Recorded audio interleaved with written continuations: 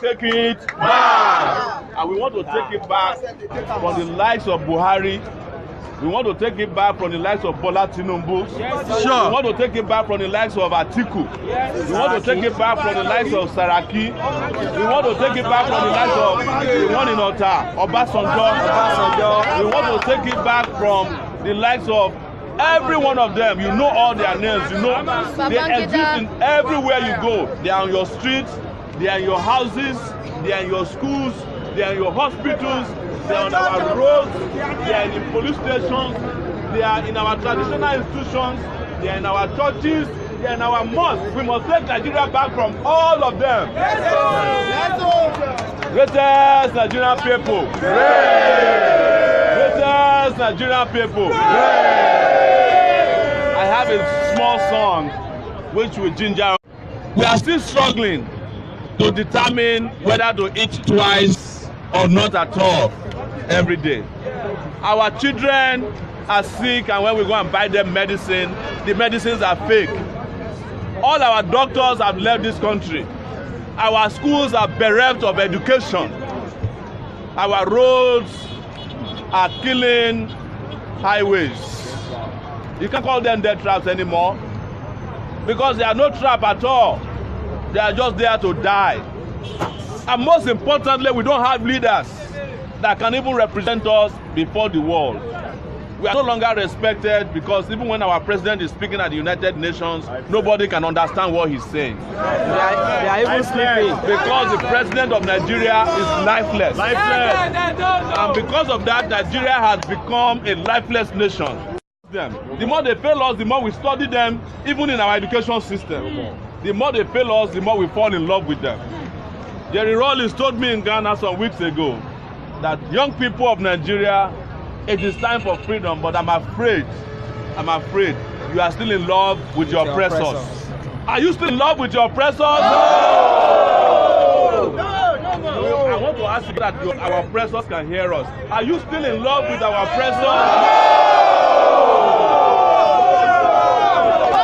If you are no longer in love with your oppressors, let's do our sign, let's do our chant. AAC, take it back! AAC, take it back! Take it back! Action! And what are we taking back? Our future! Our freedom! What are we taking back? Our freedom! What are we taking back? Our freedom! We are taking back our wealth that has been frittered away, stolen, and take it back! Take it back! Action! Yes. I have been told that they are watching us all over the world, and that we should speak to all Nigerians across the world, our brothers and sisters. Freedom is here now. Freedom has come to Nigeria. We just need you to support us. We will take our country back. Just as you have seen us in Lagos, we have followers around Nigeria and all over the world. We are the youngest political party in this country today who can boast of membership anywhere you talk about in Nigeria. In the world. And any country in the world, we have members who are following and supporting us. We have members physically, we have members spiritually, we have members in cyberspace, we have here. We are organizing a final formal divorce from our oppressors, and that will put an end to oppression in Nigeria. Take it back! Action! Take it back! Action! You have heard some of them saying, take it back! Take it back! Action! You have heard some of them saying that they don't know us. Some of them even claim that we don't have followers. Are you not following us? Show them. They think that our followers are their kind of followers, and you know they are followers. The people who are giving rice, akara, and 500 naira or 5,000 naira, or that destiny destroying Indomie that they give you. We have put an end to that, and we are talking to real people. We are talking to people with intellect. Sure. We are talking to people with integrity. We elected a lifeless human being. Shall we continue to do this? No! Are you not angry enough? Yeah. That at this time, we should not even be talking about the election, we should be talking about the revolution in this country. Sure. And that is why the African Action Congress has come to do for Nigeria.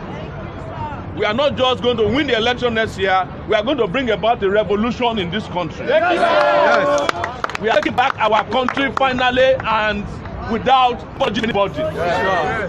Because this is not a country, in all honesty. This is probably one of the worst countries in the world. This has become the trade failure and failure. But our problem is that we continue to reward the people who fail us with social and political promotion.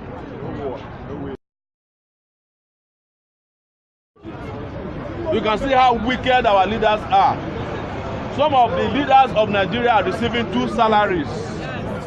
The ones that are former governors are receiving retirement package and benefits, and they are also receiving 13 million naira per month. But yet, when you tell them that you should pay workers an average of 100,000 naira per month, they are telling you that it will cause inflation. Their own salary don't cause inflation, their allowances don't cause inflation. This is the kind of wickedness that have become paramount in Nigeria that we must stop next year. Don't give up.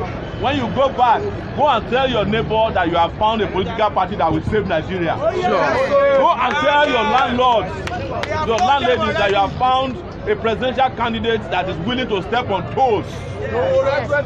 That you have found somebody who knows how to solve the unemployment problem. By struggle, freedom come. By struggle, freedom. Let me hear you. Freedom come by struggle. Freedom come by struggle. Freedom. Oh, freedom come by struggle.